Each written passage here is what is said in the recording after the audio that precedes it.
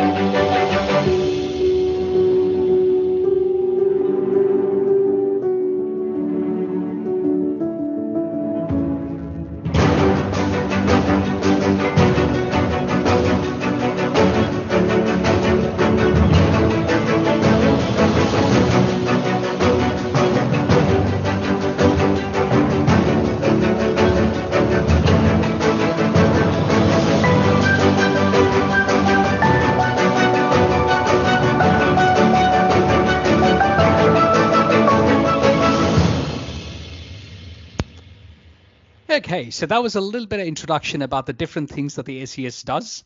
And I think just to kick off, who are we and what do we do? So we are the Victoria State Emergency Service, and we are a volunteer service that operates 24/7, 365 days a year. So in terms of what are we made up, where are we based? So predominantly we've got just over 5,000 volunteers. So anyone you see out in the field in orange is a volunteer. We've got about 220 odd staff who do support us based out of different offices in Victoria.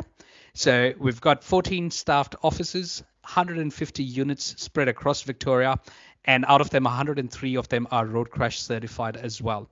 So the Wyndham West unit is not road crash certified, so we are what we call a storm response unit. We don't do road crash rescue, but we do pretty much everything else. What area do we cover? So the Wyndham West unit covers roughly about 340 square kilometers in the municipality of Wyndham. So we pretty much do anything from west of the Werribee River up until Little River, down to the bay, and almost a little bit up towards Melton. So some of these data stats, looking forward to it next year when the census data is released. I'm sure the population's grown quite a fair bit since then. And our demand is only growing constantly. So in terms of servicing the area that we have, so we've got one rescue truck, 2 four-wheel drives. We've got a couple of specialist trailers. So we've got a storm trailer and a generator trailer. So that generator trailer is actually for large infrastructure. So it can power up quite a large amount. It's a 66 kVA generator. So because we do have some critical infrastructure near us, so we can provide a fair bit of power to support that there. We do also have a rescue boat, and we've got currently 16 SES members, volunteers who live in the local community as such. So SES, who are we? What do we do? So I said, we're volunteers. What is our role? So primarily our role under legislation, we've got 5 key accountabilities or responsibilities. So we are what is called is the lead agency for flood, storm, earthquakes, tsunamis, and now landslides that was recently added in about 12 months ago as part of our legislated responsibility to respond, and we take the lead in the response to those type of events basically. What do we also do? SES is also the largest provider of road crash rescue in Victoria. So we've got 104 units spread across Victoria that do provide road crash rescue services. But we also provide a whole range of services in terms of supporting other agencies such as fire, ambulance, council, in dealing with a range of emergencies and supporting them fulfill their legislative roles in those emergencies as well. What does response look like for us? So for us, it's primarily broken up into 3 phases. So we say the before phase, the during phase, and the after phase. Most people will be aware of us in the during phase. This is when an emergency hits from probably very timely or not timely, but a couple of weeks ago when we had the storms, you see SES out and about doing what we do from a storm response and making safe. But a lot of our focus now is also around the before phase. And the reason that before phase is critical is it's about building the community resilience by providing information to people, to our local community on what you can do before something happens. How do you prepare for that? How do you best position yourself so that when something does happen, number one, if there is any impact, it is minimized because there is only so many of us around and we can't always be there at the time you may necessarily need us, because we do have to prioritize our response, because for us a critical part is preservation of life is number one priority. Also in terms of that, who do we work with? So we work with a range of agencies. So you'll see we work with fire, we work with police, we work with local councils, but we also support a lot of interstate deployments. So we have SES go from Victoria into South Australia, into New South Wales. Storms from a fortnight ago, we had New South Wales volunteers come down and help us out as well. So we do things from community engagement, support activities, and a whole range of other tasks in supporting other agencies as well. A key part, I think, just to call out is we do not do any law enforcement. Our role is not law enforcement activity. So we do not do any law enforcement with police. It is more a support at an incident as such. So our bread and butter, flood and storm, that impacts us directly. So I'm just going to cover off some information regarding flood, storms, especially given that we're in the La Nina phase where we've seen currently where we've got fairly significant rain over a fairly long period of time. And there is the forecast over the next couple of weeks and the next couple of months is for a very, very wet period as well. What does it mean for our local area? So there is developed a flood mapping for every council area. And this, the one I have on screen here, is for Wyndham Council. Why is it important? We've got multiple waterways around us. We've got the Werribee River, we've got the Little River, we've got a fair few creeks around as well. But it's also equally important that people understand the impact of that and what that means, because some of the flood mitigation design is such that it is meant to hold water for a period of time. So your roadways sometimes could be cut off because the roadway is designed as a flood mitigation to prevent properties from getting inundated and causing damage to properties as such. But then that means that from time to time, people may not be able to access certain roads that they used to. They might have to find alternate ways to get around going to work, etc. as well. So, but also it means that equally in a severe scenario, that a major freeway is that the Princess Freeway could from time to time be closed because we do have waterways going across the freeway. And it did happen, I believe, in the 2011 floods as well, that for a period of time, there was an impact on the Princess Freeway as well. So when should you call SES? I think the big part for me to call out over here is that people understand that we are an emergency service. Our role is to make safe from any further damage after we've made sure that there is no threat to life. What we say is, number one, if there is danger to life, it is call 000. 000 is your first point of call. That call will notify all the other emergency services as needed, so you don't have to call different agencies from that perspective. If it's not a danger to life and you're seeking help because there's been flood damage, storm damage, etc., what we ask is consider around what is the emergency, is there danger? So there's a little bit of checklist over here which says asking, okay, is it causing damage to your house? Is it on your car? You can't get the car out. Is it where on your property, or is there flooding about to enter the property? If you go, yes, there is, then you call the SES number, which is 132-500. The call center over there, which is the same call center that takes your 000 calls, so the same professional operators over there will take your call. They'll take down some details, and it gets sent to your local SES unit, who will then respond from there.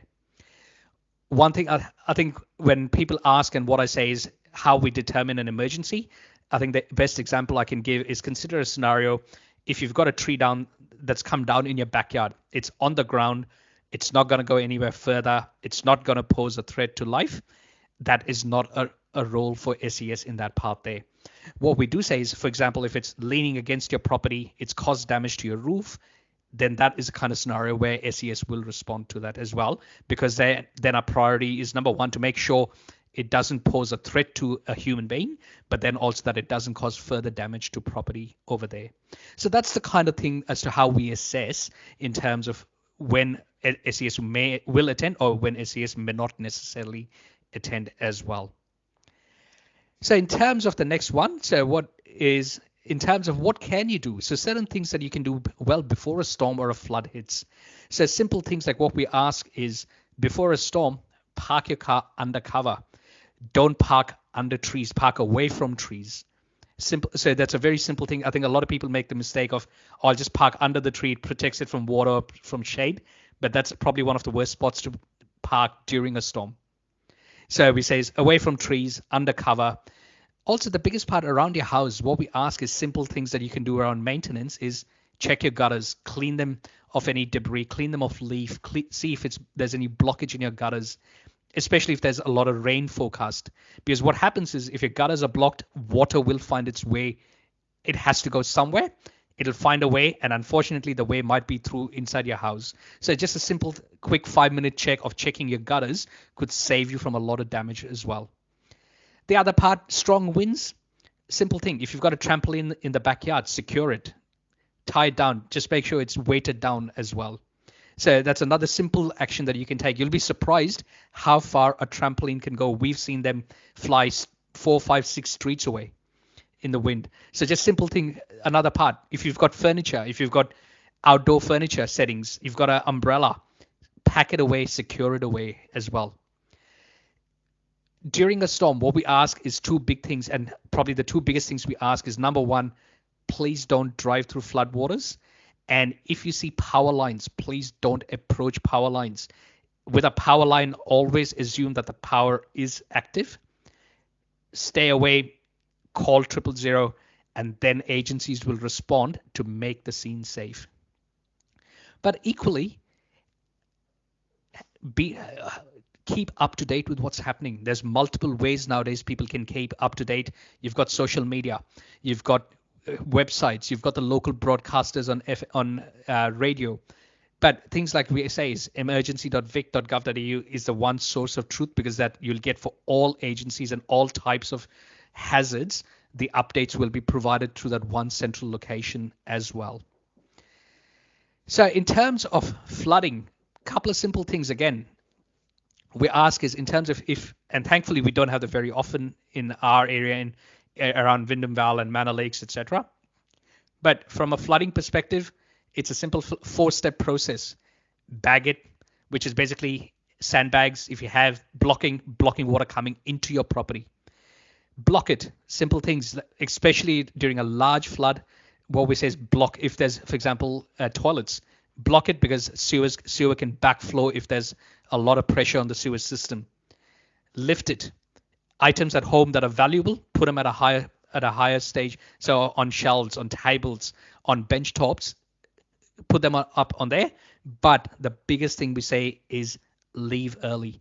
If you are in a flooded area or you know where it is going to get flooded, we ask is that please you don't wait till the last minute. Don't put yourself in danger, that you leave early. And that means that you're not driving through floodwaters as well at the same time. Why is that important? And there was research conducted. A hatchback can float in as little as 15 centimeters of water. It's not a lot of water, because what you've got to consider is once you're in there, it is very hard. It can rise very quickly. There is a great tool on the SES website. It simulates what happens of when you're in the driver's seat. I very strongly encourage people to please go have a look at it and try that out. But the biggest message we say is, if it's flooded, forget it. Don't drive through. Find an alternate route, please. It's like, don't drive, don't swim, don't enter floodwaters, because you are risking your life by doing that over there. In terms of, we've got a little video just show. Actually, I'm going to skip that and go to the next one. And just to give you a picture, this is from Wyndham area. And this is actually the Cuttle Street Bridge from the 2011 floods. This is how quickly water can rise, how quickly it can cut off the area, basically. So this is relevant, and this is showing that this is not something that happens somewhere else. This actually is from our local area, and we know that this is where the Werribee River, the Cuttle Street Bridge goes across the Werribee River. So this is a real-life photo of what can happen in a flood and what can happen in a major flooding scenario over there as well. So what we ask is, in terms of certain things you can do to be prepared, be aware. First up, we highly recommend is the VIC Emergency App. It's an absolutely fantastic tool. You can set up alerts. You can select the type of alerts, but the best part that I find is you can actually set a radius around your house and say, I want to know about events that are within, say, 5 kilometers or within 10 kilometers of a property or of a address. It doesn't have to be just your house. Of any address there. It's an absolutely brilliant tool. It gives you updates, and it pushes out even advice and warnings as well. So it could be a warning for bad weather. It could be a warning for if there's a fire nearby during fire season, if there's grass fires. So you get all that as well. So as you can see from a couple of screenshots there, there's a pandemic advice, there's a weather warnings when there's inclement weather, but also you can also look at in your settings, you can actually change settings to what type of incidences you want to be notified about. And there's a whole range of incidences that you can sort of toggle on and off very quickly, depending on what you want to know about. So we highly recommend getting this and actually setting it up to wherever you are, so you know what's happening around you, especially from a warnings perspective as well. And this is the good part is it's available both on the App Store as well as on the Google Play on both, so it doesn't matter which one, and it's very user friendly as well. The other part, and this is something we recommend very strongly, is what is your plan? Have a plan. But key elements of have a plan, but communicate and talk about it with people who live with you. Talk about it to your kids. Talk about it to your partners. Whoever's at home, make sure they're aware of the plan as well. And what we recommend is the Red Cross Ready Plan. They have a very good tool, and their document is one that we recommend in terms of creating your plan. So it's the Red Cross the Ready Plan document that we recommend that you use at home to create your plan. And the plan is not just about flood or storm. It's about a plan for an emergency. What are you going to do if there is an emergency at home, basically?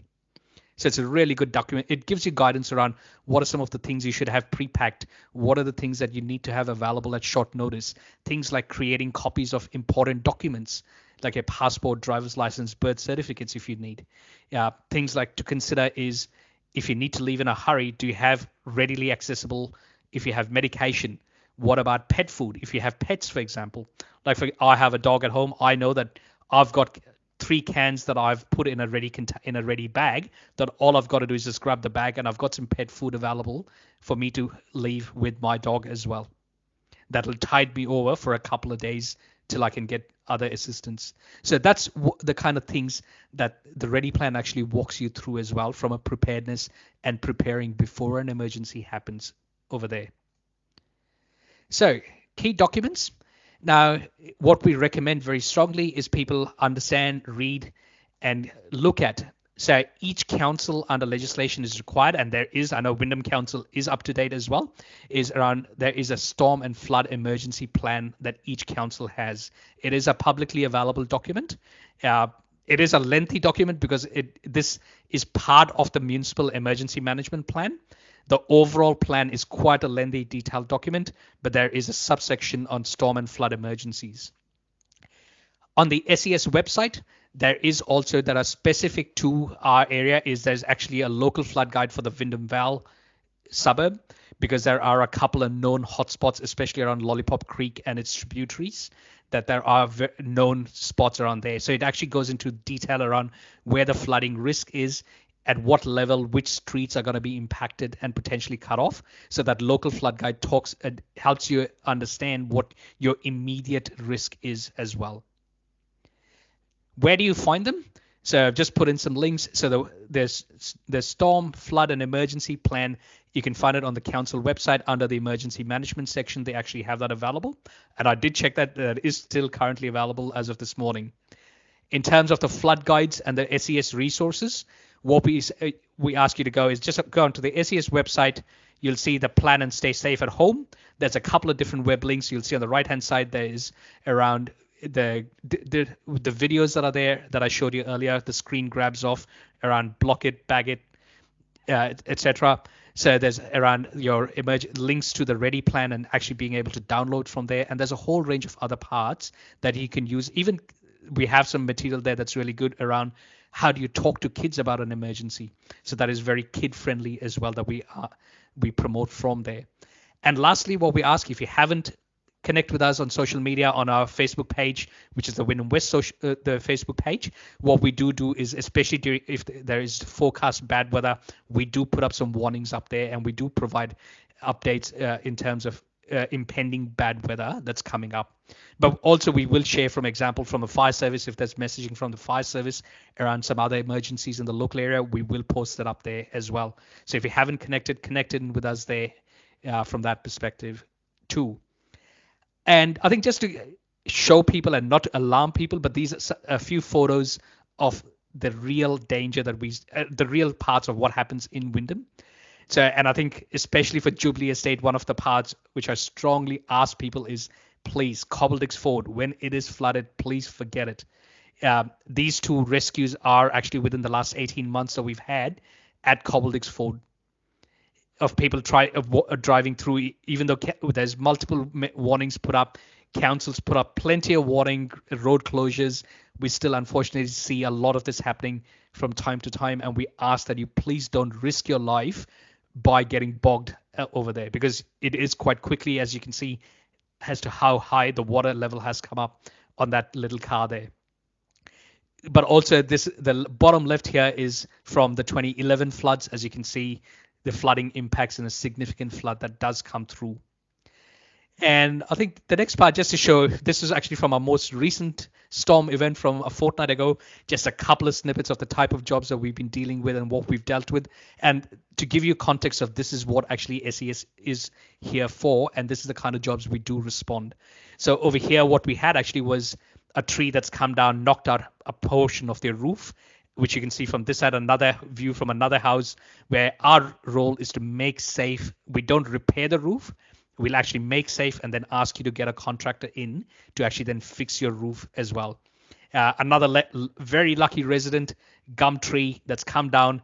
And I actually said to the resident that they should go buy the lotto, because they did not have even one broken tile after we'd cleaned up the tree off their house. Not a single broken tile as well. So that was a really lucky day from that part there. And another one over here and this is exactly the reason why we say that don't park under trees, is as you can see here, they've parked right next to a tree and they were not getting out of there anytime soon. So another reason why we say don't park under trees, park under cover as well. So that's it from me from today for a very high level around SES. What do we do? But also I think around a few steps that you can take around the house and what you can do to stay safe, prepare before an emergency happens, and not wait till after it has actually impacted you. Terrific. Thanks, Clifford. I appreciated your time there. I think I recall when you said something about trampolines, I think I recall seeing a couple of posts actually in the Jubilee page, Facebook page, of, you know, someone saying, hey, has anyone seen, after the storm last week, has anyone seen my trampoline? And then someone like 2 houses down takes a photo of a trampoline in their backyard and goes, is this yours?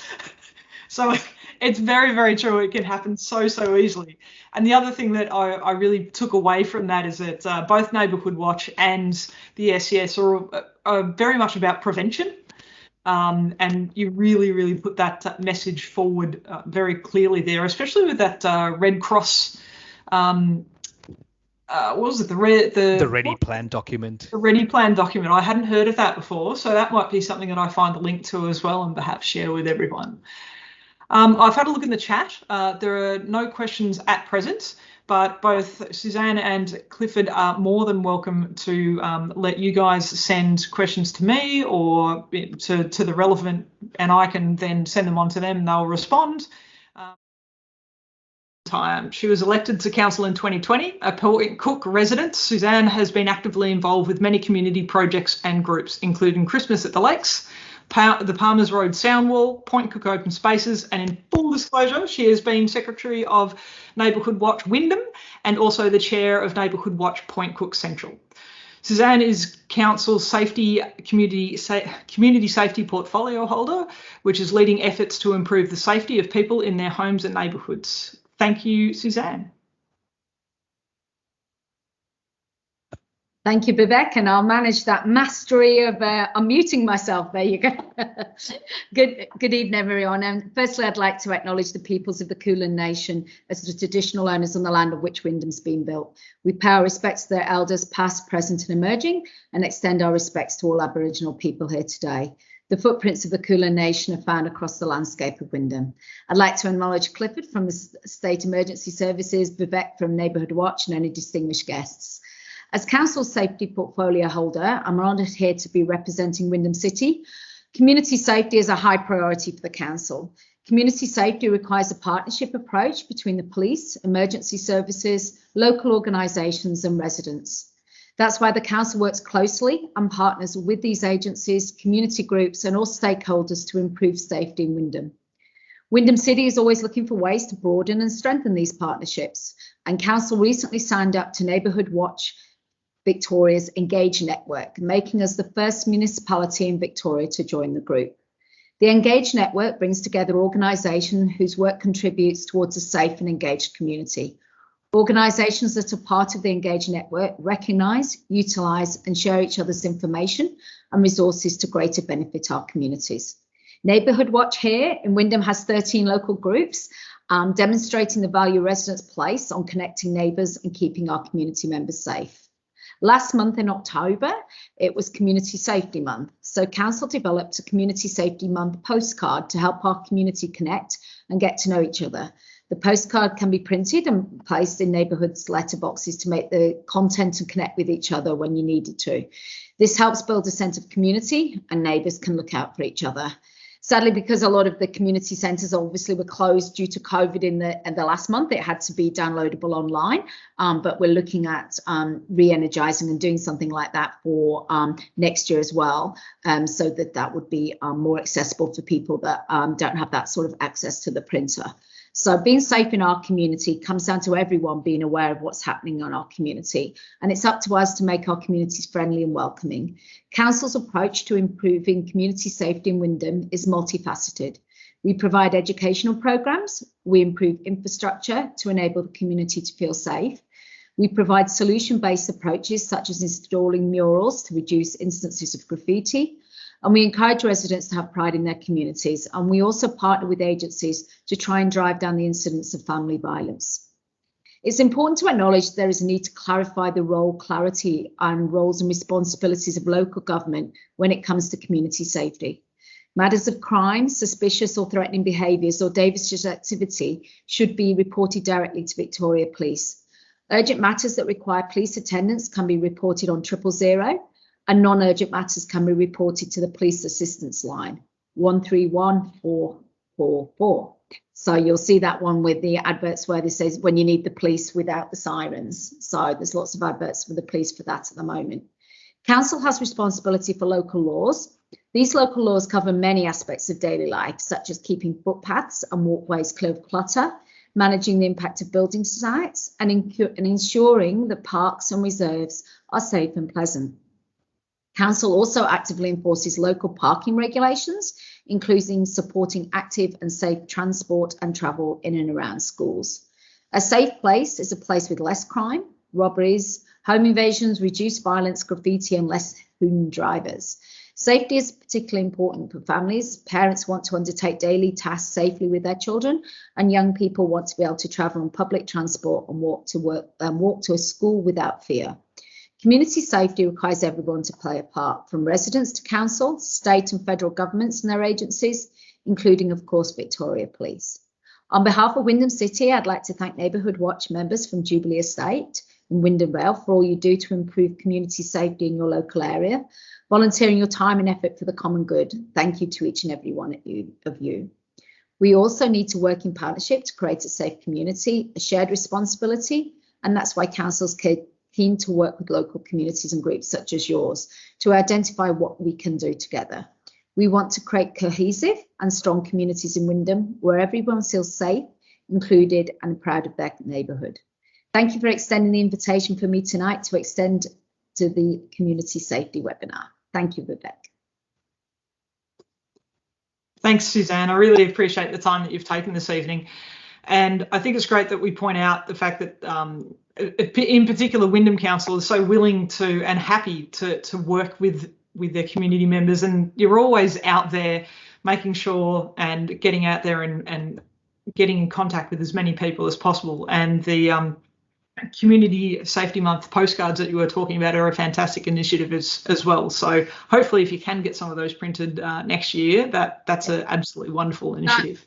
They're definitely planning to, and also when it's that Meet Your Neighbour, which I think is in March off the top of my head, the March one, we're looking at trying to do something like that, like an adapted version, and fingers crossed we'll all be in our community centres, fingers wood, what are we doing, that we'll try and put some in the community centres just to make it easier for people to pick them up and have them at those touch points. So but that reach out, and the council does do some great smaller grants that can connect communities as well, which are available to either individuals or incorporators associations to do those smaller events, which often groups hold in like local parks, like little barbecue and things like that. So great opportunity, you know, those, as we said, those meeting your neighbours, having that stronger community and looking out for each other. That's a great basis for so many different things in community safety. So they're all on there. And as we said earlier, if we haven't got any questions now about it, I'm more than happy to send any links through of anything that anybody needs to any of those things that may assist.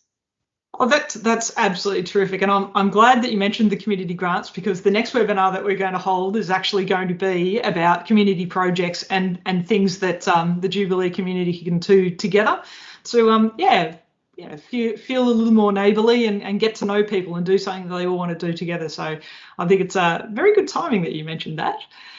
And I'm sure that we'll be able to make those contact details available to you at some stage over the next couple of days. But for the moment, I'd like to say thank you to everyone for attending, and to Suzanne and Clifford for their time this evening. I very much appreciate it. And I know that the Jubilee community definitely appreciates it as well. So thank you and good evening. Yeah, thank you. Bye. Thanks all.